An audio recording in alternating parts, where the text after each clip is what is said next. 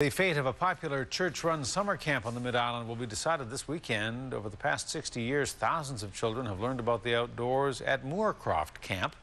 But those days may never be repeated now that the United Church is considering selling the property. News reporter Brent Shearer has more on the story in our Mid-Island Bureau. Brent. Hudson, Moorecroft Camp sits along a beautiful stretch of shoreline in NANOOSE Bay.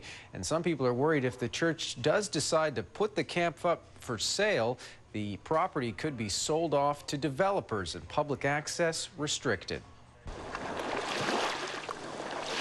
This sheltered bay has been the heart of summer camp life since children first started coming here back in the 1930s. A few decades later, the sprawling property was sold to the United Church and has been welcoming school groups and community organizations ever since. But those days may be over. Selling the 34-hectare property the camp sits on has been debated for the past few years. And this Saturday, at a meeting in Parksville, church delegates will make the final decision.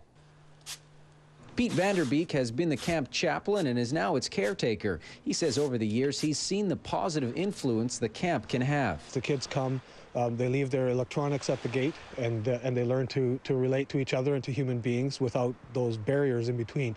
Word of the upcoming decision has spread through the community, and Vanderbeek says people are worried. The concern that I hear a lot of is that the place itself won't be protected, and the next thing you know, there'll be condominiums and wharfs here. One of the options church leaders are considering is selling the camp with an ecological covenant in place to protect the environment, a move this conservationist says is a must. What we're looking at across the water is a Garry Oak ecosystem, and not only is this a coastal and intertidal area, but also the Garry Oak meadows. They're one of the most endangered ecosystems in all of North America. And actually, this whole ecosystem, it's one of the most endangered and most biologically diverse ecosystems in all of British Columbia and therefore all of Canada. Several years ago, the United Church decided to regionalize its camps and use the money from the sale of properties like Moorecroft, which has been assessed at $12 million, to fund the camps it plans to keep.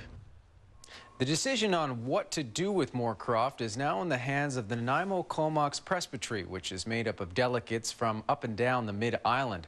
That meeting is going to take place at the Knox United Church in Parksville Saturday. Hudson? All right, we'll stay on the story. Brent Shearer, thank you. Thank you.